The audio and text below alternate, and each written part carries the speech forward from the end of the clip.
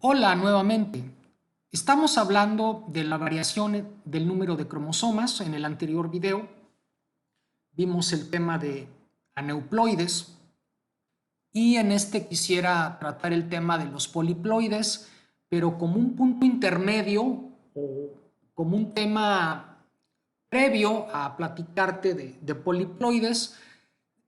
Sí quiero comentar algo que ocurre en animales porque el número de cromosomas en algunos de ellos, animales, está determinando el sexo.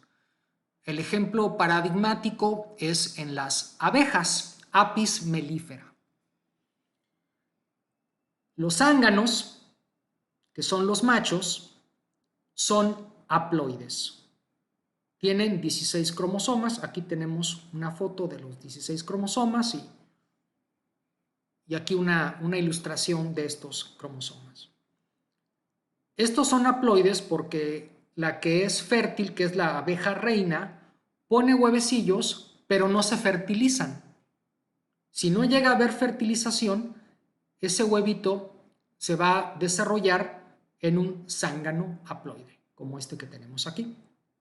Las hembras son las que son 2N, es decir, tienen 32 cromosomas y ahí hay de dos alternativas, que sean obreras o que sean reinas, dependiendo de la dieta, lo cual pues es una cuestión muy interesante, pero considero que queda fuera del propósito de este canal. Lo que aquí nos interesa es que, bueno, tienen 32 cromosomas en total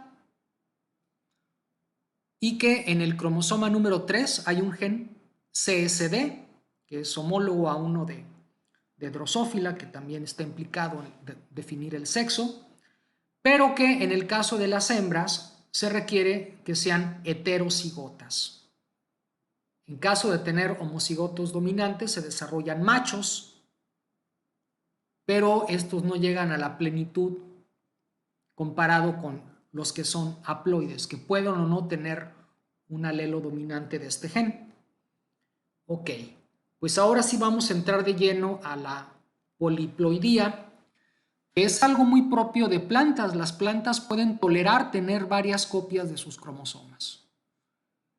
Y el proceso que a mi juicio lleva por lo común a tener plantas poliploides es la producción de gametos diploides, como este que tenemos aquí.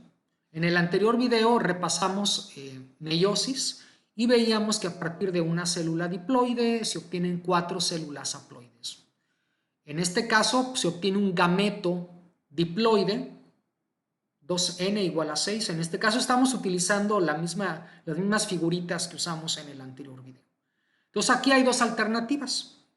Que haya fecundación con un gameto, digamos, ordinario o normal, o con otro que también sea diploide.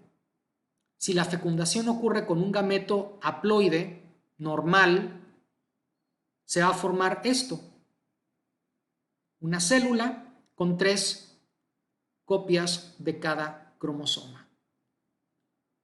Y bueno, si seguimos esta misma lógica, decimos que es 3n igual a 9. Si dos gametos, si ocurre la fecundación entre dos gametos diploides, ocurre este caso. Entonces, a partir de estas células, 3n igual a 9, 4n igual a 12, se va a generar un nuevo individuo. En este caso, decimos que es triploide y en este que será tetraploide. Nomenclatura en función del número de cromosomas homólogos. Triploides y tetraploides no son los únicos casos de poliploidía en plantas. También tenemos hexaploides, octaploides incluso, ¿no? Imagínate, 8 copias de cada cromosoma.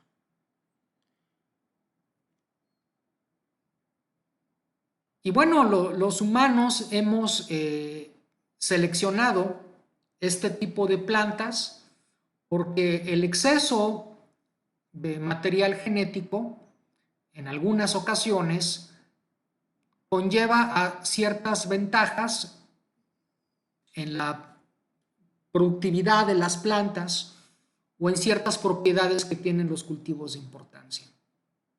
En general se considera que la poliploidía afecta el tamaño celular. Hay una extraña relación directa entre la cantidad de DNA y el tamaño de las células, y eso repercute en el tamaño final que desarrollan ciertos órganos que son los que luego son comestibles, ¿no? Veamos aquí dos fresas, esta es diploide, esta es octaploide. También se conoce que la poliploidía causa una menor densidad en los estomas. Esto es una observación que se ha hecho en plantas de tabaco, y aquí tenemos una ilustración de las hojas, de la superficie de las hojas de una planta diploide y una tetraploide. Y bueno, recordando que los estomas, estas estructuras que parecen como boquitas, pues se forman de dos células que se hinchan o se inflan y se desinflan, y en función de eso se modifica el poro que está entre estas dos células, ¿no? Y esto es necesario para regular el intercambio de gases, pero también es necesario para impedir que haya pérdida de agua. Entonces, una planta tetraploide tiene menor densidad de estas estructuras y por lo tanto se considera que al tener menor densidad de estomas hay menos posibilidades o probabilidades de que se pierda agua, y con ello se gana tolerancia a ambientes secos o a altas temperaturas. Y bueno, hay otras situaciones que se favorecen por la mayor cantidad de cromosomas en las plantas. Ok, la lógica nos llevaría a pensar que, por ejemplo, en este hipotético caso de un triploide, un gen X codificado en un triploide, pues tenemos 3 copias de tal gen, y que, bueno, podrían ser las 3 copias transcribibles, que es lo que represento aquí, y a partir de cada uno de estos mensajeros, pues se genera una proteína que tiene una función determinada. Pero por alguna razón es frecuente que en poliploides haya pérdida de genes. Hay ciertos rearreglos en el DNA por el exceso de material genético que hace que se pierdan genes. Entonces no es raro que tengamos esta situación, que sí, efectivamente tengamos un organismo triploide con 3 cromosomas de cada uno, pero que solamente un gen determinado lo encontremos en uno de los cromosomas y en los otros 2 por alguna razón se hayan perdido a lo largo de la historia de esta planta. Pero no es lo único que puede pasar, hay otras cosas que posiblemente sean más llamativas, ¿no? Es la modificación de los patrones de expresión y la duplicación. Entonces yo puedo tener un gen X en un cromosoma, en la otra copia puedo tener este mismo gen, pero a lo mejor a lo largo de su historia pues adquirió cambios en el promotor que lo hace que tenga patrones de expresión distintos, y a lo mejor se expresa en un tipo de células y en otros tipos celulares, otros tejidos, o responde a estímulos ambientales. Y bueno, la duplicación nos lleva a generar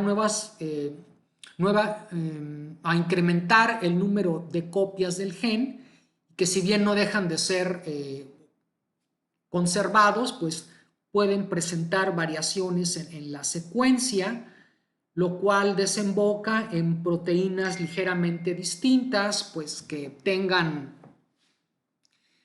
una estabilidad distinta comparada a esta de aquí, que puedan generar interacciones con otras proteínas y en general pues que tengan una función distinta. Entonces hay una diversificación de las funciones moleculares por el efecto de la poliploidía. Ahora bien, hay de poliploides a poliploides. Tenemos 2 grandes tipos, los autopoliploides y los alopoliploides. Estos autopoliploides tienen más de 2 copias de un genoma, pero siempre es de una misma especie. Pueden haberse formado por cruzar variedades distintas, pero siempre de la misma especie.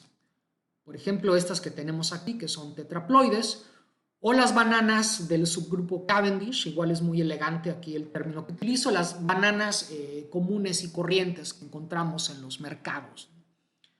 Bueno, tienen estas frutitas que son triploides, por eso aquí le pongo 3N. Pero cada uno de estos, de las copias del genoma, viene de plantas de una misma especie, bueno, sin entrar en detalles, decimos que es la especie A, por eso es 1, 2, 3 copias del genoma A. Esos son autopoliploides. Por otro lado, los alopoliploides tienen genomas de 2 o más especies distintas, con cierta relación filogenética, pues tampoco es que se va a formar un alopoliploide de cruzar un tomate con un maíz, ¿no? O sea, hay casos de alopoliploides, pero siempre son plantas que tienen cierto parentesco, pero que son de especies distintas, cuyo genoma es distinto, que tiene cada genoma genes únicos.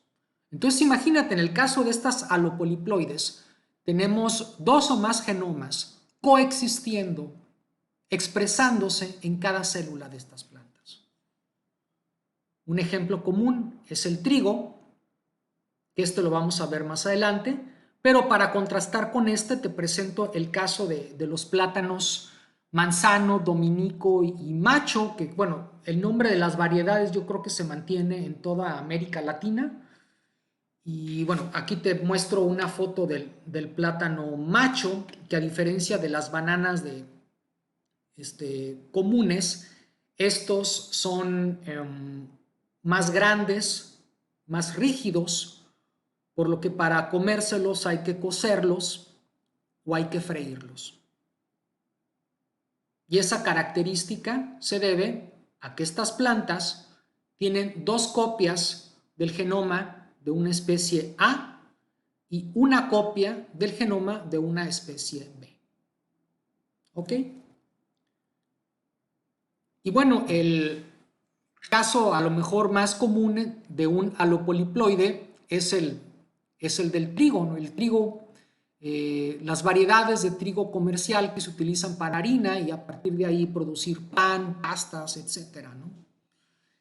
Bueno, hace más de 10.000 años había 2 especies, Triticum monococcum y Triticum cearci, que su ploidía era similar y a partir de cruzas que se hicieron entre estas plantas se terminó generando un tetraploide que tenía 2 copias del genoma A de esta especie y 2 copias del genoma B, que es esta otra.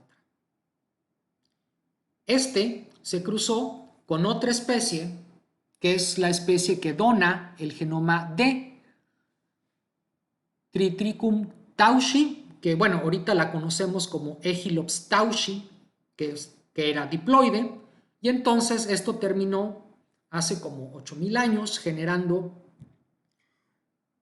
pues un hexaploide, que tiene 2 copias del genoma A, 2 del B de esta especie y 2 del D de esta otra.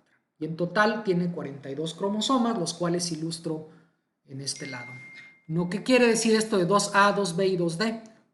Fíjate cómo aquí tiene el cromosoma 1 del genoma A, pero lo tiene 2 veces. 2 copias del cromosoma 1 del genoma A. 2 copias del cromosoma 1 del genoma B. 2 copias del cromosoma 1 del genoma D. Aquí tenemos las 2 copias del cromosoma 2 del genoma A, las 2 copias del cromosoma 2 del genoma B, etcétera, etcétera. Y si contamos, en total hay 42 cromosomas aquí representados con estas barras grises. No quise modificar la foto de la fuente original, del ensemble, porque bueno, estas barras blancas me indican pues, fragmentos del DNA del trigo que no se pudieron ensamblar en ninguno de estos cromosomas. Pero bueno, esta es la historia, entonces cualquier producto de trigo que tú consumas, de ahora en adelante, pues ya sabes que viene de una planta halopoliploide. Pues bien, esto es lo que tenía preparado de este tópico de variación de cromosomas. Espero que sea de utilidad. Si hay algo en lo que gustes que abunde, pues hazlo saber en los comentarios. Nos vemos pronto.